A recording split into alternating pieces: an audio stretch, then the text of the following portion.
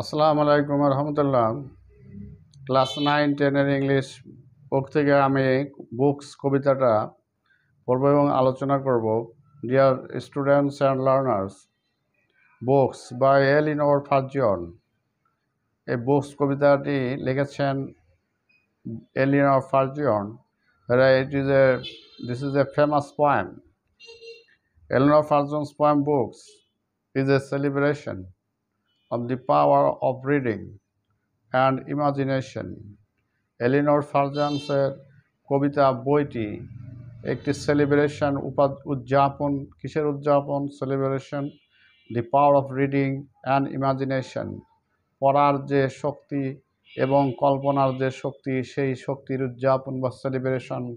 বা কবি here the poet celebrates this situation by reading the poem books and compare books to magic box.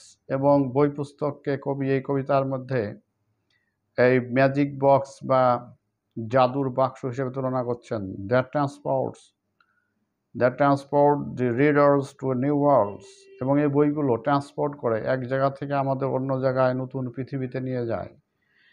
রিডারকে নতুন নতুন পৃথিবী উন্মোচিত করে, নতুন নতুন পৃথিবীতে নিয়ে যায় কল্পনার মাধ্যমে, পড়ার মাধ্যমে। সেটা শর্ট স্টোরি হতে পারে, ফিকশান, নন ফিকশান, নভেল, উপন্যাস, কল্পকাহিনী হতে পারে। পড়ার মাধ্যমে একটা জগৎ, চিন্তাধারা, নতুন নতুন আইডিয়া আমরা আবিষ্কার করতে পারি। এবং এখানে পড়ার যে বিকল্প নাই, সেখানে এই বুকস কবিতার মাধ্যমে এলিনর ফার্জিয়ন এখানে তুলে ধরেছেন। কবিতাটার বিষয়বস্তুই হচ্ছে the power of reading, the power of knowledge, the power of imagination, the power of ideas, new ideas, and the wonderful worlds.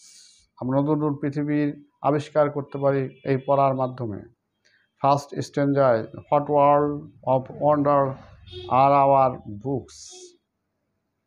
কী বিস্ময়কর অপূর্ব পৃথিবী যেটা আমাদের বইগুলো।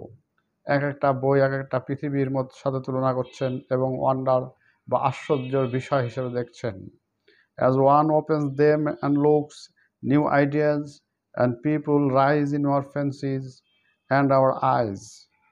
As one opens, এখানে একজন খুলে দিচ্ছে, উন্মোচিত করছে এবং দেখছে নতুন নতুন ধারণা এবং লোকজনকে যারা আসছে আমাদের কল্পনার মধ্যে, আমাদের চোখের সামনে। সেটা একটা উপন্যাস, একটা গল্প, একটা ড্রামা, নাটক বা প্লে, অথবা ট্র্যাজেডি, কমিক ড্রামা হতে পারে। The room we sit in melts away and we find ourselves at play. এবং যে রুমে আমরা বাস করছি সেটা বিলীন হয়ে যেতে পারে। আমরা ফাইন্ড আওয়ারসেলফ অ্যাট প্লে, আমরা কোনো নাট্যশালায় বা নাটকে আমরা আছি। এবং with some one who before the end, এবং তাদের সাথে আছি যারা আমাদের শেষ হওয়ার আগ পর্যন্ত আছে। মে বিকাম আওয়ার চোজেন ফ্রেন্ডস, এবং শেষ পর্যন্ত সেই নাটকের বা গল্পের বা ফিকশনের বা উপন্যাসের যে চরিত্রগুলো মনে হচ্ছে আমাদের বন্ধু হয়ে গেছে।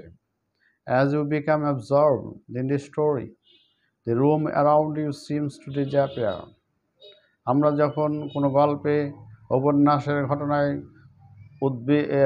মগ্ন হয়ে যায়, অ্যাবজর্ব হয়ে যায়, আমাদের চারিপাশে the room around you seems to disappear, মনে হচ্ছে সেই রুমগুলো গায়েব হয়ে যাচ্ছে, বিলীন হয়ে যাচ্ছে। ইউ ফিল, আপনি অনুভব করতে পারেন, as though you are playing, মনে হচ্ছে আপনি খেলারত, আপনি খেলছেন।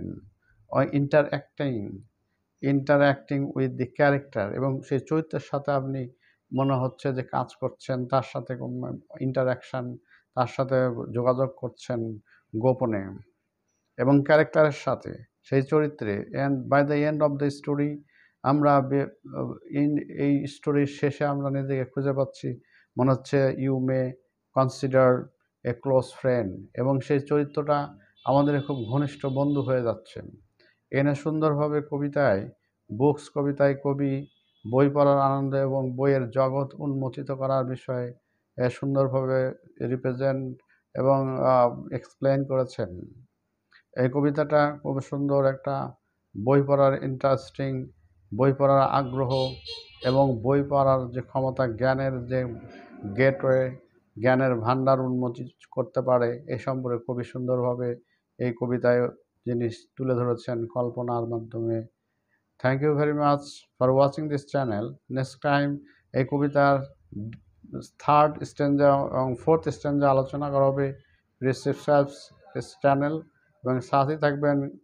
ক্লাস 9-10 স্টুডেন্ট জন্য এই কবিতাটা খুব একটা ইন্টারেস্টিং এবং খুব একটা ডিপ নলেজ আর একটা কবিতা, এবং থিম হচ্ছে এখানে the power of book, the power of imagination, এবং কল্পনার জগৎ উন্মোচিত করার বই পড়ার মাধ্যমে এবং শিক্ষার্থীদের বই পড়ার উৎসাহ দানে কবিতাটি খুব কার্যকরী বলে মনে হচ্ছে।